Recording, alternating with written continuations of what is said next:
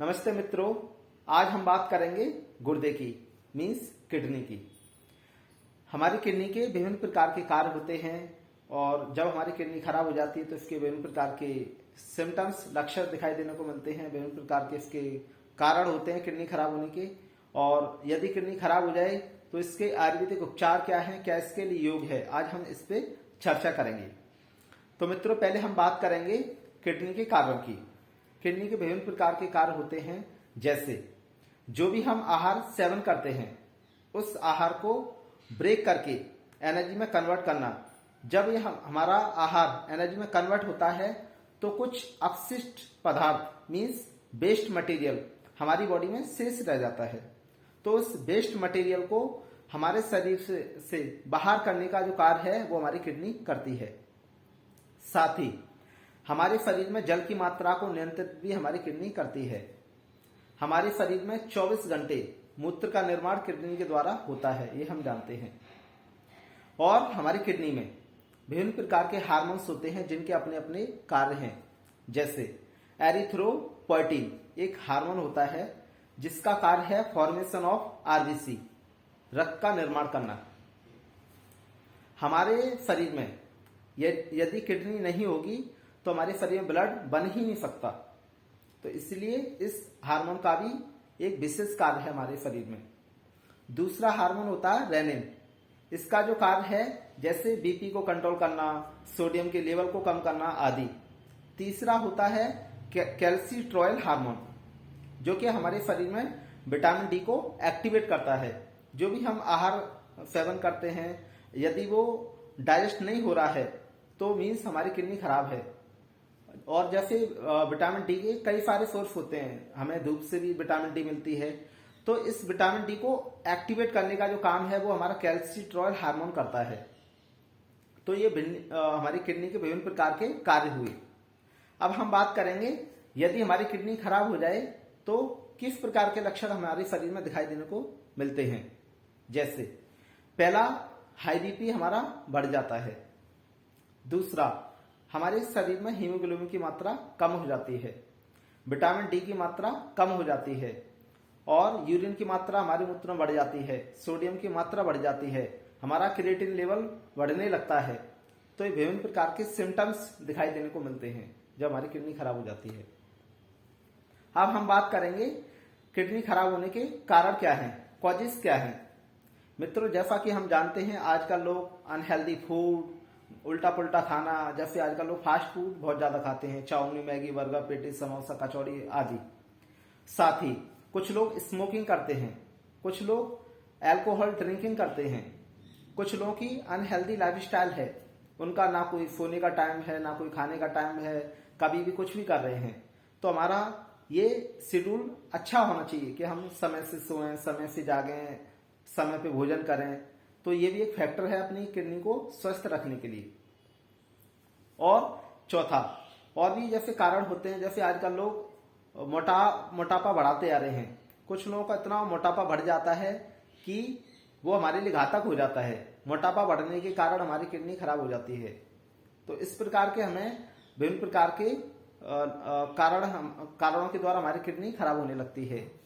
Unhealthy food, unhealthy lifestyle, lack of physical activity. और आजकल लोग जैसे हम देखते हैं कि छोटी छोटी बीमारियों पे, मान लो किसी को जुकाम हुआ, बुखार हुआ, खांसी हुई या हल्का बॉडी में पेन हुआ, तो हम एलोपैथी मेडिसिन ले लेते हैं।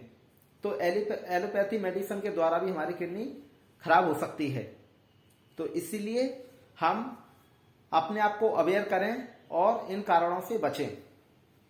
अब हम बात करेंगे यदि हमारी किडनी खराब हो चुकी है या थोड़ी बहुत कुछ खराबी आई है तो कैसे हम अपनी किडनी को ठीक करें, कैसे स्वस्थ करें।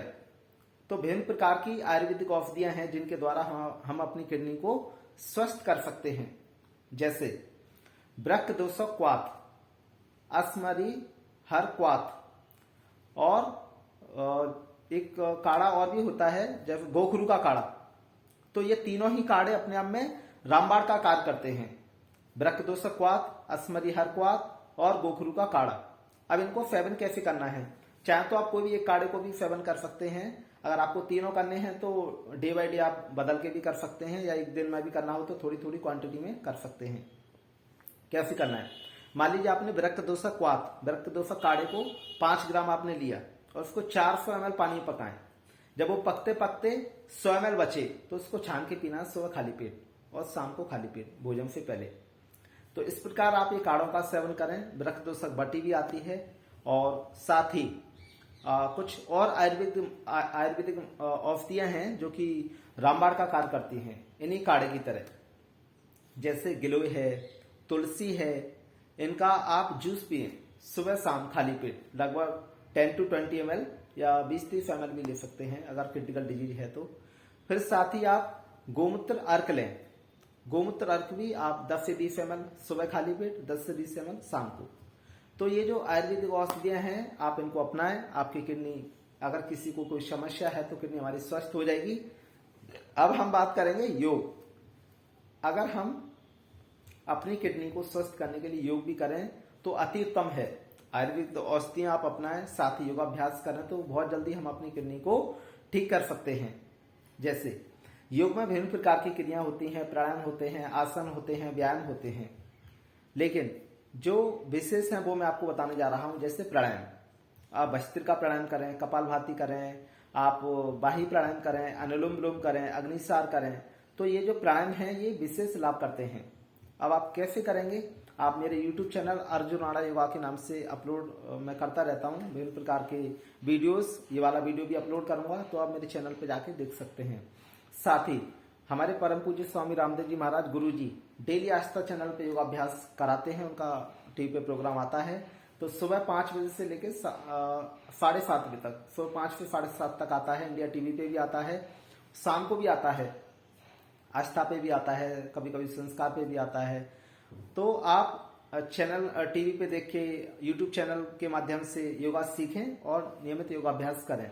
अगर आपको मेरी कोई मदद चाहिए, आप मेरी हेल्प चाहिए तो आप मुझे कमेंट में मैसेज डाल सकते हैं, तो मैं आपको आपकी सहायता करने का पूरा प्रयास करूंगा। तो आप इस प्रकार आयुर्वेदिक औषधियों को अपना योगाभ्यास करें।